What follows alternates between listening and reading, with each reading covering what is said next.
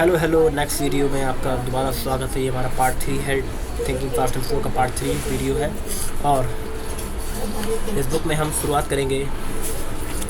हाँ, यहाँ पढ़ते हैं हम। The hope for informed gossip is that there are distinctive pattern in the error people make.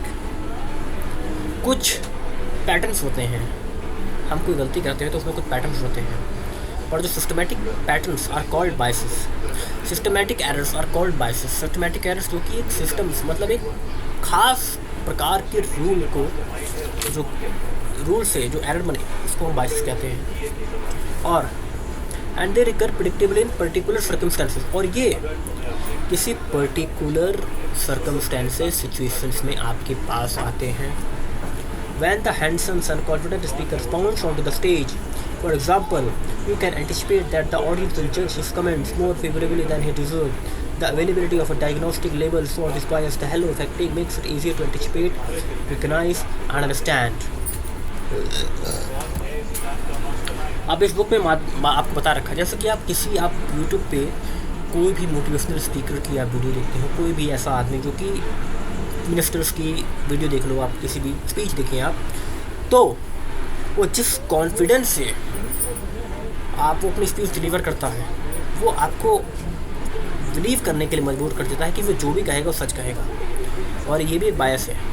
इसको साइकोलॉजी में कहते हैं हेलो इफेक्ट। हेलो इफेक्ट, जैसे कि अगर आपको कोई बहुत बड़ा स्टार बॉलीवुड का अगर आपको कोई एडवर्टाइज़ कर दे तो आप वो उस पर ट्रस्ट आपका बढ़ जाएगा।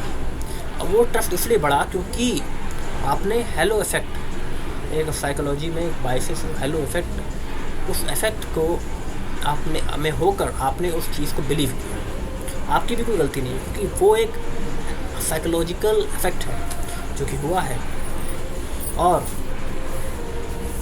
और हेलो इफेक्ट में ये होता है कि आप अंधाधुंध विश्वास करते हैं किसी व्यक्ति पर। अगर वो आपको अच्छा लग रहा है तो आप उसकी बुरी बात को भी अच्छा मानोगे। उसकी कोई भी उसकी आपकी जो गंदी से गंदी आ जाता है वो आपको अच्छी लगेंगी। ये हेलो इफेक्ट भी होता है। और next, the availability of a diagnostic label for this bias, the halo effect makes it easier to anticipate and recognise, understand. When you are asked what you are thinking about, you can normally answer you believe you know what goes on in your mind, which often consists of one conscious thought leading in an orderly way to another. But that is not the only way the mind works, nor indeed is that the typical way. Most impressions and thoughts arise in your conscious experience without your knowing how they got there. You cannot trace how you came to believe that there is a lamp on the desk in front of you, or how you detected a hint of irritation from your spouse's voice on the telephone, or how you managed to avoid a threat on the road before you became consciously aware of it. The mental work that produces impressions, intuitions and many decisions goes on in the silence of the mind. Book के माध्यम से जैसा कि अभी तक हमने जितना पढ़ा उसमें सही समझ आ रहा है कि कुछ ऐसे थॉट्स होते हैं हमें, जो हम कॉन्शियसली करते हैं वो तो हमें पता होता है कि हम क्या कर रहे हैं, और कॉन्शियसली करने में थोड़ी मेहनत लगती है, मेंटल लोड होता है। पर जब हम अनकॉन्शियसली होते हैं, अधिकतर एक्टिविटी हमारी अनकॉन्शियसली हो जाती है। हम ये एंटिसिपेट नहीं कर सकते, हम ये इमेजिन नहीं कर सकते कि हमारे जितने भी डिसीजंस हम लेते हैं वो अनकॉन्शियसली अधिकतर होते हैं। 70% अनकॉन्शियसली होते हैं। नंबर मेरे परसेंटेज मिला तो हमारे अधिकतर डिसीजंस अनकॉन्शियसली लिए जाते हैं, ऑटोमेटिक हो जाते हैं। ये कैसे? सिस्टम 1 इसका कॉल्स है। सिस्टम 1 इसका कॉल्स है।